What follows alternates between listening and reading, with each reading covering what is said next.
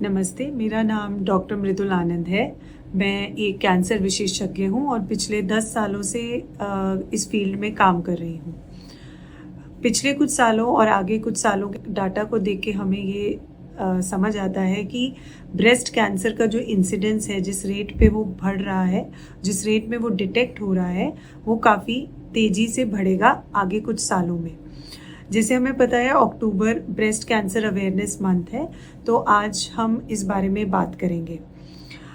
इसके कारणों पे हम पहले बात करेंगे कि ब्रेस्ट कैंसर बढ़ क्यों रहा है।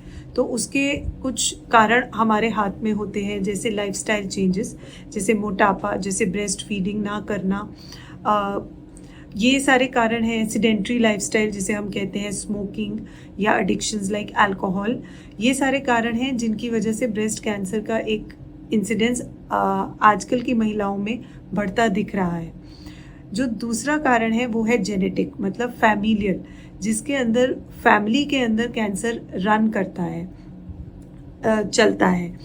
तो अब हम बात करेंगे कि इसको हम प्रिवेंट कैसे कर सकते हैं, इसकी स्टेजिंग क्या है, हम कैसे इसके डायग्नोसिस तक पहुँचे और फिर ट्रीटमेंट पे बात करेंगे। तो इसका डायग्नोसिस के लिए या प्रिवेंशन के लिए, जिसे हम स्टेज 0 या स्टेज 1 बोलते हैं, वो होती है अर्ली स्टेज या प्री कैंसरस स्टेज। तो उस स्टेज के लिए, वहाँ के लिए ब्रेस्ट सेल्फ एग्जामिनेशन जो हम हर महिला को रिकमेंड करते हैं कि वो महीने में एक दिन अपने दोनों ब्रेस्ट को हाथ की हथेली से चेक करें और साथ में ही बगल के एरिया को भी चेक करें, ताकि उसमें अगर उनको कोई गांठ महसूस होती है या निप्पल से कुछ डिस्चार्ज होता है या गांठ कुछ समय से बढ़ रही है और तेजी से बढ़ रही है या ऊपर से चमड़ी का कुछ रंग बदलता दिखता है, तो ये कारण हो सकते हैं जो हमें कैंसर की तरफ पॉइंट करते हैं। वैसे 80% महिलाएं जब गांठ की शिकायत लेके हमारे पास आती हैं तो वो बिनाइन होती हैं, जिसका मतलब होता है वो सादी गांठ होती है, वो कैंसरस की नहीं होती। 15 या 20% ऐसी गांठें होती हैं जो बाद में चेक करने से हमें कैंसर की मिलती है, पर क्योंकि वो अर्ली स्टेज पे होती है तो वो इलाज उनका हो सकता है और बाद में सारा ट्रीटमेंट अवेलेबल हो सकता है। तो जो अभी गांठ पता चलने के बाद हम उसका एक्सरे करते हैं, जिसको हम स्तन का एक्सरे बोलते हैं। स्तन का एक्सरे बिल्कुल एक पेनलेस डायग्नोसिस है, जिसके अंदर हम दोनों साइड का एक्सरे करते हैं और उससे हमें गांठ, बगल की और ब्रेस्ट की गांठ पता चलती है। अगर हमें उसमें नहीं दिखता पर फिर भी शक होता है तो उसको हम सुई से भी फाइनल चेकिंग करते हैं। उसके ऊपर कुछ रिपोर्ट्स रन की जाती हैं, वो बताती हैं कि ये फाइनली किस तरह का ब्रेस्ट कैंसर है। अगर हमें ये लगता है कि बीमारी सिर्फ ऊपर की जगह पे ही है और कहीं फैली नहीं है, जो हमें पेट सीटी में पता चल सकता है, जो हमारे हॉस्पिटल मोहनदाई ओसवाल में रेडिली अवेलेबल है, तो हम उसको सर्जरी से ट्रीट कर सकते हैं। तो उसकी सर्जरी होती है, बाद में उसमें कीमो दी जाती है और सेक लगते हैं और गोलियां भी इसका ट्रीटमेंट है। तो इस ब्रेस्ट कैंसर किसी एक डॉक्टर से ट्रीट होने वाली बीमारी है ही नहीं, उसके अंदर टीम वर्क है, जो हमारे हॉस्पिटल में सारे तरह के एक्सपर्ट्स, राइट फ्रॉम पैथोलॉजी जिसमें डायग्नोस्टिक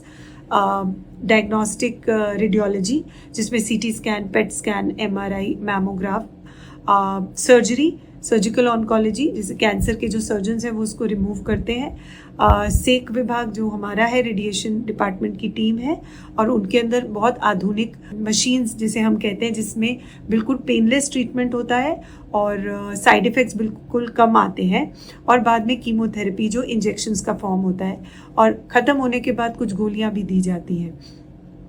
तो ये जो हमने बात की 4 ट्रीटमेंट, ये सारे एक ही रूफ के अंदर हमारे हॉस्पिटल में अवेलेबल हैं।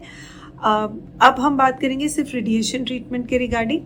तो जब 80% से ज़्यादा फीमेल्स जो ब्रेस्ट कैंसर में डायग्नोस होती हैं, उनके ट्रीटमेंट में रेडिएशन का काम आता है। वो जनरली सर्जरी के बाद होता है। सर्जरी ब्रेस्ट कैंसर में 2 तरह की होती है। एक के अंदर ब्रेस्ट को पूरा रिमूव कर दिया जाता है और बगल की गांठों को निकाला जाता है। तो हम सिर्फ छाती जो बच गई है उसके ऊपर सेक देते हैं और एक होता है जिसमें बहुत छोटी बीमारी थी, हम जो यंग फीमेल्स हैं उनके अंदर हम ब्रेस्ट को कंजर्व करते हैं, जिसको हम लंपेक्टॉमी की सर्जरी बोलते हैं। लंपेक्टॉमी मतलब सिर्फ गांठ को निकाल दिया जाता है और फिर हमारे पास सेक के लिए पेशेंट आता है, तो हम पूरी ब्रेस्ट को सेक देते हैं और जहाँ पे पहले बीमारी थी वहाँ पे थोड़ी ज़्यादा किरणें देते हैं। मोस्टली जो पेशेंट हमारे पास आते हैं वो हमसे ये पूछते हैं, सबसे पहला सवाल तो उनका यही होता है कि सेक मतलब गरम लगेगा। तो ऐसा बिल्कुल नहीं है। सेक जो है वो कम्प्लीटली दर्द के सिवा वाला ट्रीटमेंट है, उसमें बिल्कुल दर्द नहीं होता, किरणों से किया जाता है। जैसे सीटी स्कैन में हम लेटते हैं बिल्कुल उसी तरीके से, सिर्फ एक सांचा बनाते हैं, ढांचा बनाते हैं, जिसको पहन के आपको मशीन पे 10 मिनट सा लेटना है। और ये ट्रीटमेंट जो है 3 हफ्ते से लेकर 5 साढ़े 5 हफ्ते तक चलता है और पूरे दिन में ट्रीटमेंट लेके आप जा सकते हैं। इस ट्रीटमेंट के ख़त्म होने के बाद गोलियां शुरू की जाती हैं, जो कुछ केसेस में रिकमेंडेड है। ब्रेस्ट रेडिएशन ट्रीटमेंट के लिए हमारे पास 2 मशीनें हैं। उसमें से जो एक मशीन है उसके बारे में हम बात करेंगे, जैसे टोमोथेरेपी। तो ये मशीन पूरे नॉर्थ इंडिया में हमारे पास ही है।